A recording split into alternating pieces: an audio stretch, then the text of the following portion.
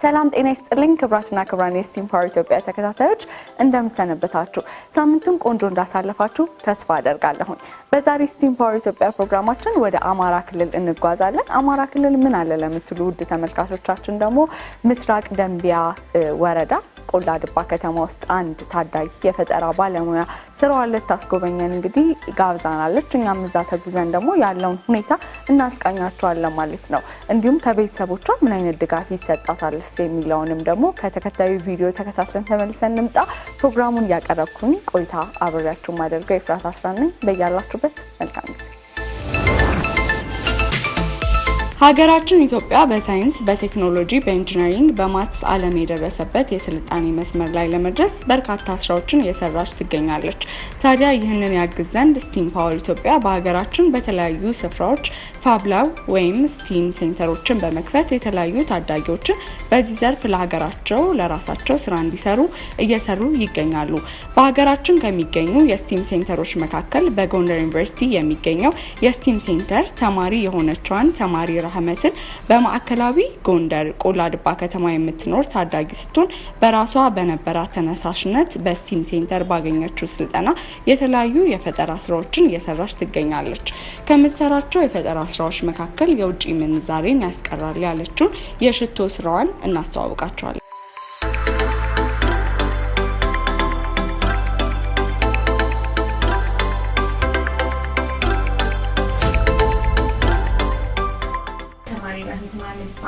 ያሶ ዩኒቨርሲቲ የሶስተኛ ዓመት የሰው ኢንጂነሪንግ ተማሪ ነኝ። ዛሬ ማሳያችሁ የኔ ፈጠራ ስራ የሆነውን ሽቶ ነው ማሳያችሁ። ከዚህ በፊት የስቲም ተማሪ ነበርኩኝ። ስቲም ማለት በጎንደር ዩኒቨርሲቲ ውስጥ 11ኛ ክፍልና 12ኛ ክፍል በነበርኩባቸው ሰዓት የጎንደር ዩኒቨርሲቲ ስቲም ፕሮጀክቶችን ተምሬያለሁ። በተማርኩባቸው ስራዎች መካከል ነው ይሄንን የፈጠራ ስራ ልሰራ የቻልኩትኝ። ኮምፒቲሽን ነበረና የመጀመሪያ ኮምፒቲሽን የነበረ በትምህርት ቤት ዙሪያ ሲሆን 11ኛ ክፍል እያለሁ ነው ኮምፒቲሽኑን ያቀረብኩትኝ። 12ኛ ክፍል እያለሁ ደግሞ የዞን ውድድር፣ የወረዳ ውድድር እና የክልል ውድድር አቅርቤያለሁ። በነበሩት ኮምፒቲሽኖች ደግሞ እነዚህን የምስክር ወረቀት አግኝቻለሁ። የመጀመሪያ ምስክር ወረቀት ያገኘሁት ከቆላ ድባ የመጀመሪያ ደረጃ ትምህርት ቤት ነው።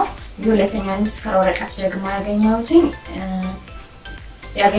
ከሁለተኛ ደረጃ ትምህርት ቤት ያለሁኝ እና ያገኘሁት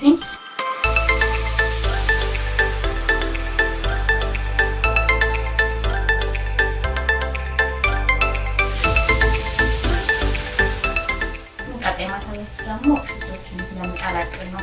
የመጀመሪያው ሽቶዬ ይሄ ነው። የሰራሁት ከፍላወር ነው የሰራሁት። አበባዎቹ ሽታ ያላቸው ሲሆኑ እዚህ ጋር ለማሳያችሁ ቀለል እንዲል ሳምፕል አሳያለሁ።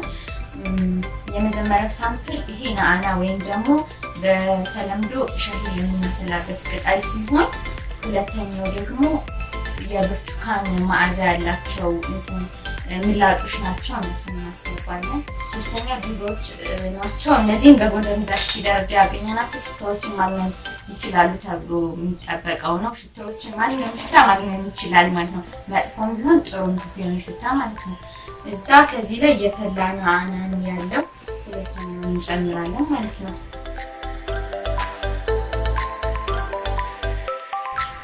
እዛ እንጨምራለን አልኮል ስንጨምር ለሶስት ነው የምንጨምረው።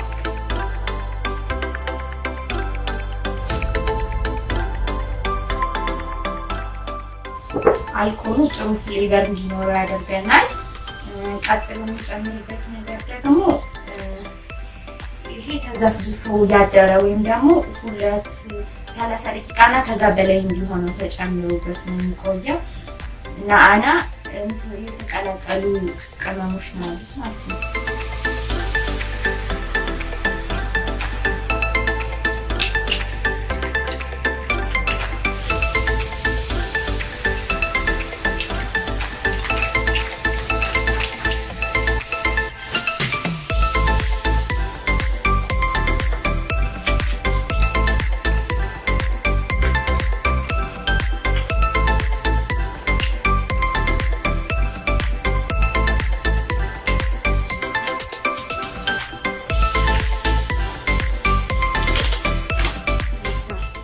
እንደምታዩት ቀላቅዬ ወይም ደግሞ ሪሚክስ አድርጌ ጨርሻለሁ። ጥሩ መዓዛ ይኖረዋል ብዬ ተስፋ አደርጋለሁ።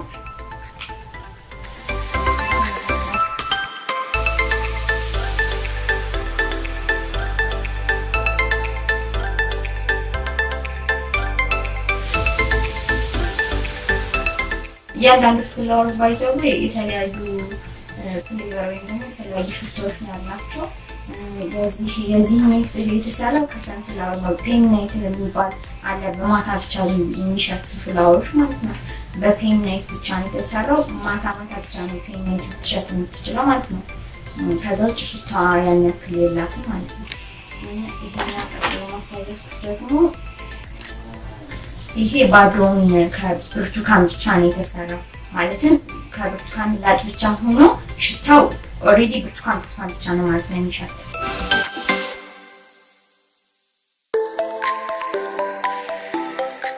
ይሄ የተሰራው ደግሞ ባዶውን ሆኖ ከሎሚ ሽታ ነው። የሎሚ ምላጮች አሉ፣ እነሱን ፍሌቨሮች በመጠቀም ነው ምላጮችን በመጨመር ከዛ ሪሚክስ አድርገን ልክ እንዳሁኑ ከ3 ቀንና ከዛ በላይ ሲቆይ ሲመጣ ሽታ ነው ብቃት ይኖረዋል ማለት ነው።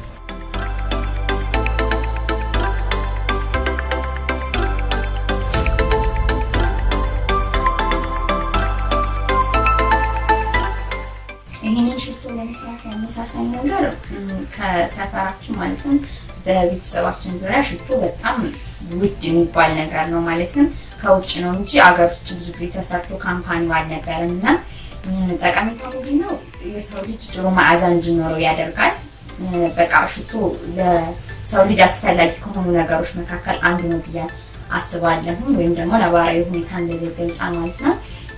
ቀጥሎ ይህንን ሽቶዎች ኢትዮጵያ ውስጥ እንደማውቀው ከሆነ ወይም ደግሞ እንዳጠናሁት ጥናት አይነት ከሆነ ደግሞ የሽቶ ካምፓኒ ያን ያክል የለም ማለት ነው። የውጭ ምንዛሬዎችን ተከትሎ ነው ሊመጣ የሚችለው። ሽቶ ፋብሪኬት ማድረግ የቻለን አገር ውስጥ ፋብሪኬት ማድረግ አልቻልንም ማለት ነው።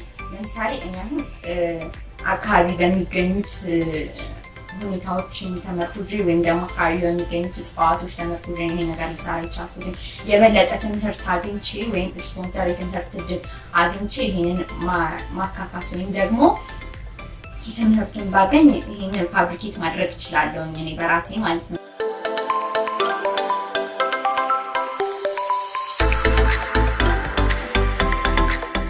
በጣም የምወደውን መምህር ማመስገን እፈልጋለሁ።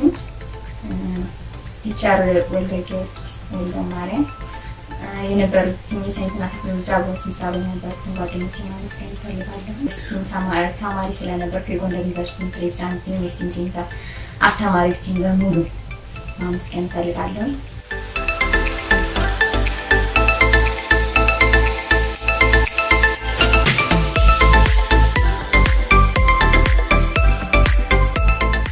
እንደ ራህመቴ አይነት ታዳጊዎች ያላቸውን የፈጠራ ስራ ለመስራትና ውጤት ላይ ለመድረስ የወላጆች ሚና አስፈላጊ ነው።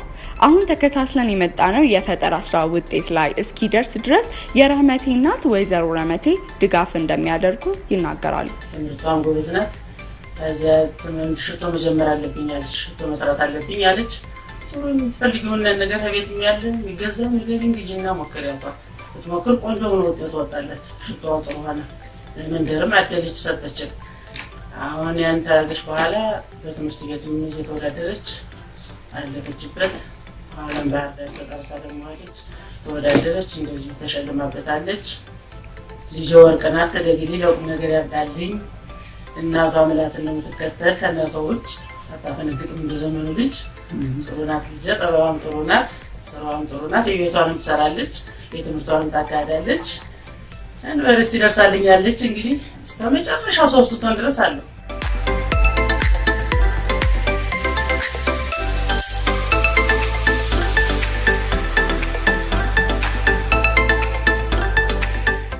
ውድ የስቲም ፓወር ኢትዮጵያ ተከታታዮቻችን እንግዲህ ወደ አማራ ክልል ተጉዘን የነበረን ፕሮግራም ይህንን ይመስል ነበረ። በርካታ የምንላቸው ወጣቶች ታዳጊዎች እንግዲህ በቤታቸው የተለያዩ ፈጠራ ስራችሁን እያበለጸጋችሁ እንደምትገኙ ተስፋ እናደርጋለን ማለት ነው። ሁላችሁም ጋር የመጣን እንግዲህ የስራዎቻችሁን የፈጠራ ሀሳባችሁን ወደ ተመልካቾች እናደርሳለን ብለን እናስባለን ማለት ነው። ከዚህ በፊት ያመለጣችሁን ፕሮግራም እንግዲህ ከታች በምታዩት የዩቲዩብ ገጻችን ልትከታተሉ ትችላላችሁ። ፕሮግራሙን እያቀረብኩኝ አብሬያችሁ ቆይታ ያደረግኩት ኤፍራት አስራት ነበርኩኝ። በሚቀጥለው ሳምንት እንግዲህ በተለየ ርዕስ እስከምንገናኝ እስከዛው መልካም ሳምንት እንዲሆንላችሁ ተመኘሁኝ። ሰላም።